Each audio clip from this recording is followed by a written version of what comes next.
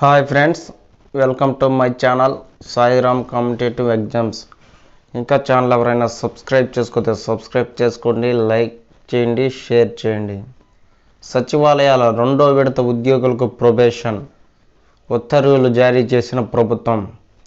రెండో విడత నోటిఫికేషన్ ద్వారా గ్రామ వార్డ్ సచివాలయాల్లో ఉద్యోగాలు పొందిన వారికి కూడా ప్రొబేషన్ ఖరారు చేస్తూ రాష్ట్ర ప్రభుత్వం సోమవారం ఉత్తర్వులు జారీ చేసింది. 2020 సంవత్సరంలో జారీ చేసిన నోటిఫికేషన్ ద్వారా ఉద్యోగాలు పొందిన వీరు ప్రస్తుతం 15,000 గౌరవ వేతనంతో పనిచేస్తున్నారు.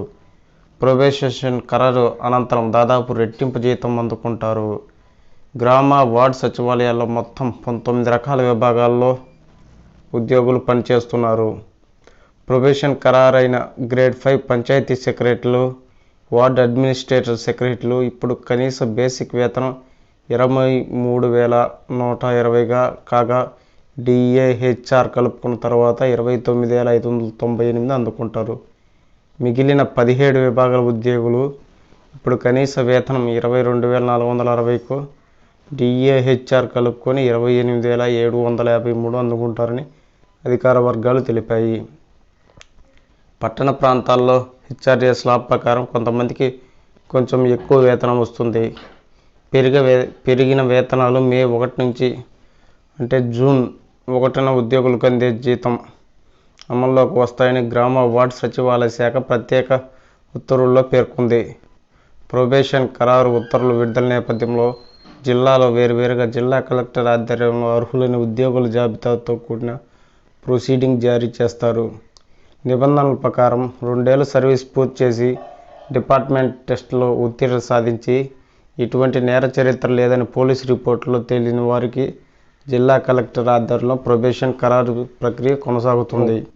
1,34,000 మందికి కొత్త ఉద్యోగాలు ఇచ్చిన సీఎం జగన్. సీఎంగా వైఎస్ జగన్ బాధ్యతలు చేపట్టిన రోజునే ప్రజలకు గడప వద్దకే ప్రభుత్వ పాలన తీసుకొచ్చేందుకు రాష్ట్రంలో గ్రామ వార్డ్ సచివాలయ వ్యవస్థను ఏర్పాటు చేస్తున్నట్టు ప్రకటించారు. దీని ద్వారా 1,34,000 శాశ్వత ఉద్యోగాలను సృష్టించారు.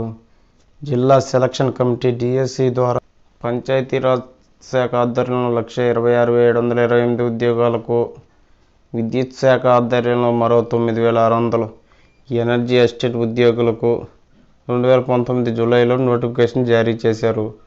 4 నెలల్లోనే రాత పరీక్షలు, నియామక ప్రక్రియ పూర్తి చేశారు.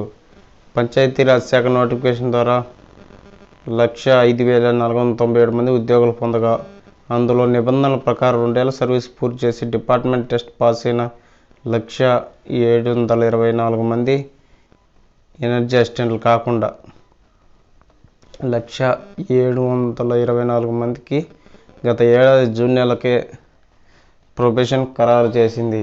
వారందరికీ గత ఏడాది జూలై 1 నుంచి పే స్కేల్తో కూడిన వేతనాలు ఇస్తుంది.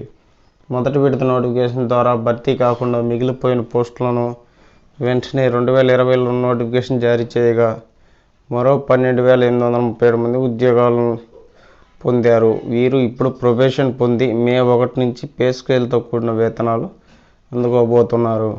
మొదటి విడత ఉద్యోగుల్లో మిగిలిన వారి నిబంధనల ప్రకారం అర్హత పొందిన వెంటనే ప్రొబేషన్ పొందుతారని అధికారులు వెల్లడించారు. అసెంబ్లీలో తెలుగు రిపోర్టర్ పోస్టులకు ఎంపిక జాబితా విడుదల.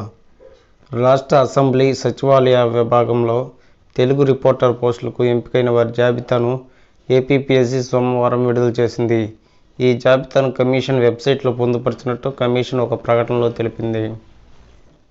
CBA 3, SA 2 పరీక్షల సమయాల్లో మార్పు.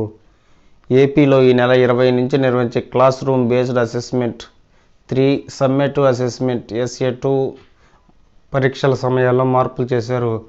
గతంలో ఈ పరీక్షలు ఉదయం 9 గంటల నుంచి 12:15 వరకు నిర్వహించేలా షెడ్యూల్ ఇచ్చారు. ఎండలు పెరుగుతున్నందున ఈ సమయంలో మార్పులు చేస్తున్నట్టు SCRT director B Pratap Reddy సోమవారం తెలిపారు.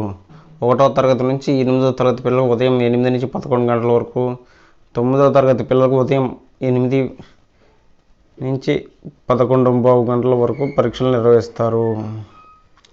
Okay friends, thank you, all the best. Video నచ్చితే లైక్ చేయండి, షేర్ చేయండి, సబ్స్క్రైబ్ చేయండి.